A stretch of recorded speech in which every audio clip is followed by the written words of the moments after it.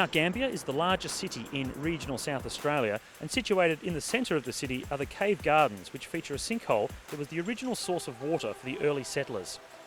Its beauty and significance can be appreciated from the viewing areas above, and you can also walk down into the cave and venture out onto the suspended viewing platforms for a fantastic view into the cave.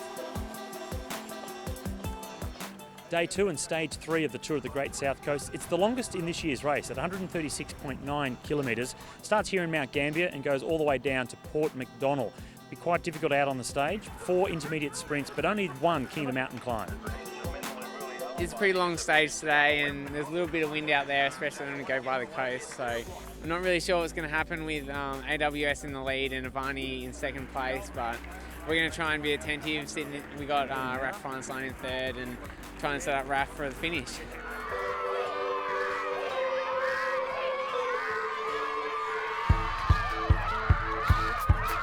As the peloton rolled out from Mount Gambier, African Wildlife Safaris were looking to defend the overall race lead of their rider Michael Schweizer, who was 7 seconds ahead of Patrick Bevin and 8 seconds ahead of Raphael Freienstein. There were several short-lived attacks until a group of 5 riders managed to get away from the peloton at 24 kilometres into the stage. It was the pain of the day to get one of our team members up there. Pain was to get creams and the time bonuses. At the first sprint, Sam Folkers from Team Scody Down Under picked up the points, and the gap had stretched out to 3 minutes and 9 seconds. And back on the front of the main field, African Wildlife Safaris started to take control of the peloton. You know, it's a long day for them in the breakaway, and especially with the conditions, and they did very well to hold off almost at the end. Ryan Christensen from Oliver's Real Food dominated the remaining sprints, including the 1 King of the Mountain sprint on the day. About 24k to go, the rake started to go a bit sour, so Tex went and we managed to break away solo. The headwind was torture. Didn't think it was going to be uphill battle all the way to the line, but and headwind all the way. So African Wildlife Safari still rode the front for the whole into the last stages of the race. Definitely in the last 20 k's it was really hot and fast, so a lot of teams still jostling for position to try and keep up. Christensen made it to 8 kilometres to go before the peloton caught him.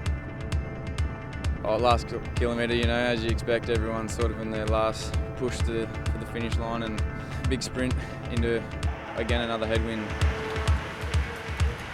As the bunch approached the finish line, Team Budget Forklifts took control, doing a perfect lead-out for their superstar sprinter, Scott Sunderland, who picked up back-to-back stage victories in front of Patrick Bevin from Avanti Racing, and Chatham Mason's Dan Fitter was third. It's really exciting to come away with a second win out of 3 stages, and the team rode a fantastic day, so yeah, very happy. A fiercely contested stage continued after the finish with one of Sunderland's teammates and the Avanti Racing team.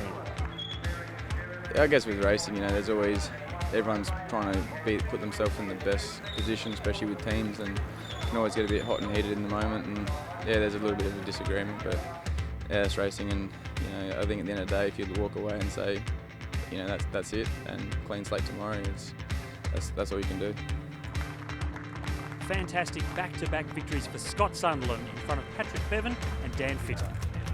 The Scody King of the Mountains jersey was retained by Ben Hill from Chatham Mason. After a strong day out in front, the most aggressive MGA Insurance Brokers jersey went to Ryan Christensen. The Campolina Sprint jersey was retained by Michael Schweizer, who also holds on to the overall race lead.